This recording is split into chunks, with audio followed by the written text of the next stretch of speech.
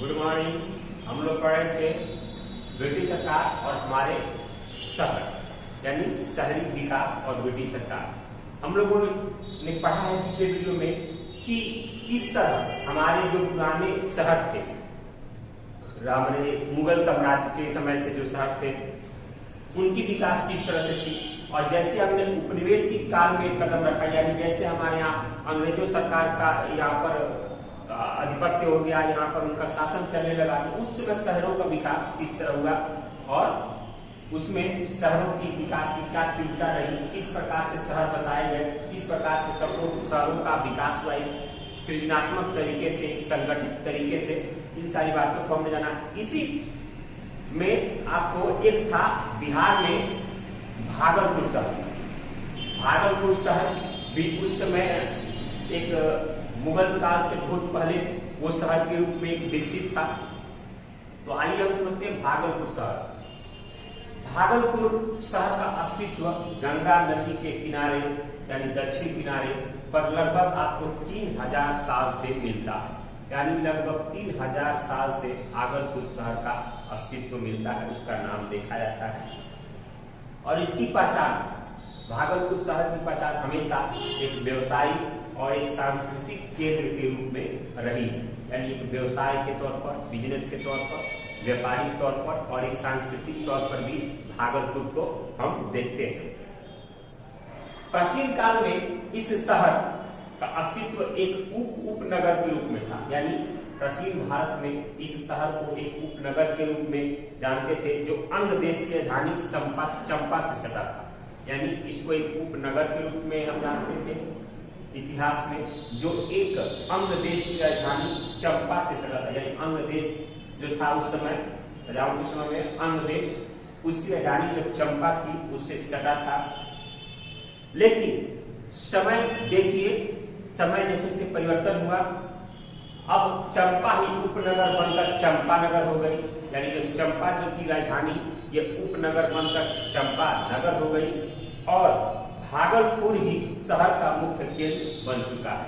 यानी चंपा जो है उस समय राजधानी हुआ करती थी अंग देश की, तो बाद में वो, और उस समय जो हमारा भागलपुर था ये उपनगर हुआ था। लेकिन अब समय देखिए, जो चंपा राजधानी थी वो चंपा नगर हो गई, यानी ये उपनगर हो गई और हमारा भागलपुर उस नगर का केंद्र हो गया और वो एक शहर का रूप ले लिया।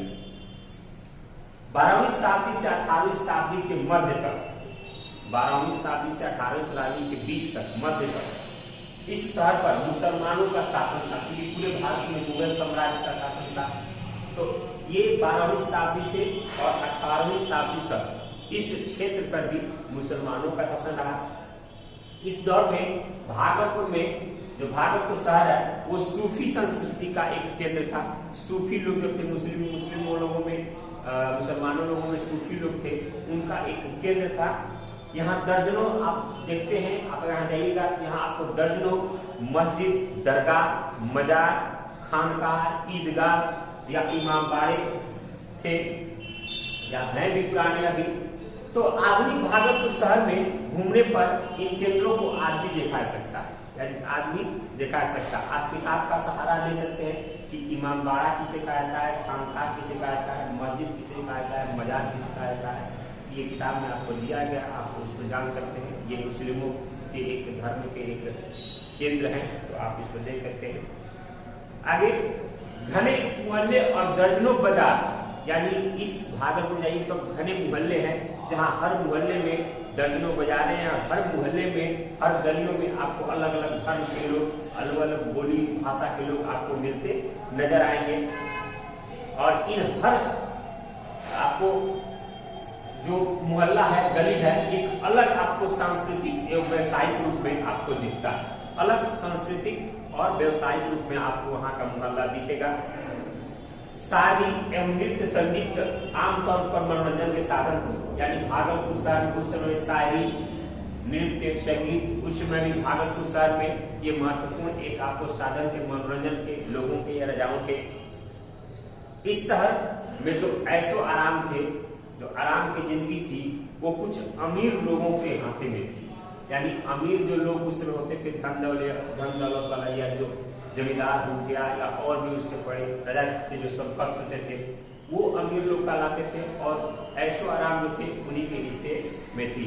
अमीर और गरीब जो था, यानी अमीर लोग हो गए और गरीब, तो उस मोहल्ले में अमीर और गरीबी के जो बीच का फासला था वो बहुत बड़ा था, वो बहुत गहरा था, यानी बहुत दूर दूर तक फासला था। तो ये था भागलपुर शहर को हम जाना। अब जानते हैं औपनिवेशिक काल में भागलपुर शहर। तो ये भागलपुर को हमने जाना जब अंग्रेज हमारे यहाँ नहीं आए थे तब, या अंग्रेजों के पहले का भागलपुर के बारे में जाना। लेकिन जब अंग्रेज भागलपुर आए तो उसमें कुछ ना कुछ अंग्रेजों के द्वारा भी परिवर्तन किया गया।